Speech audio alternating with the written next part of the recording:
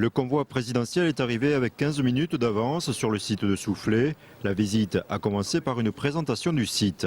Nous collectons aujourd'hui 3 400 000 tonnes à peu près de céréales en France.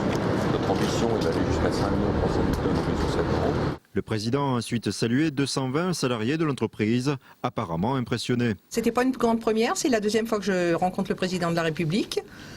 Ça fait quelque chose, en plus cette fois-ci je lui ai serré la main, donc c'est vraiment émouvant. On reste encore à en parler et puis on s'envoie des photos. Ça va rester un souvenir. Oui. Oui.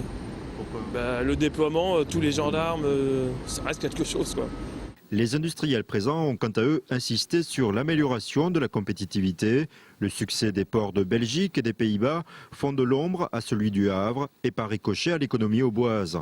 Nicolas Sarkozy a choisi la voie de la privatisation des ports, une décision soutenue par le groupe Soufflé. La réforme portuaire, c'est ce que j'ai dit au président. De toute façon, aujourd'hui, la logistique a une importance considérable pour que nos produits soient compétitifs.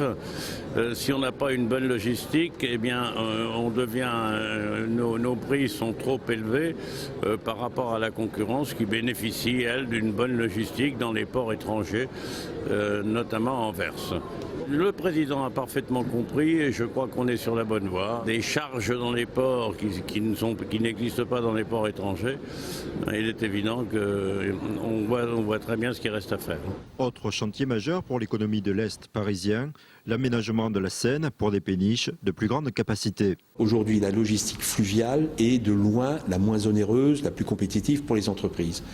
Donc nous avons aujourd'hui 1 million de tonnes qui partent du grand bassin nogentais, au bois, etc., qui partent par la route avec des surcoûts non seulement en matière pour les entreprises, surcoûts financiers pour les entreprises, mais également une contribution importante à la détérioration de l'environnement puisque tout repart par camion, notamment par la région parisienne. Cet aménagement a une incidence pour l'ensemble de l'économie auboise pour les 20 ans à venir. Derrière, il y a d'énormes groupes qui sont demandeurs. Je cite Emma Lédier en termes d'importation de papier pour être recyclé, exportation par container. Le deuxième grand groupe, c'est Mefro, que vous connaissez, qui est à Troyes, qui lui ferait de l'importation d'acier en provenance de Gand. À l'horizon 5-10 ans, on peut imaginer 700 000 tonnes d'expédition de granulats départ Nogent. L'enquête publique pour l'aménagement de la Seine au grand gabarit sera lancée en 2011.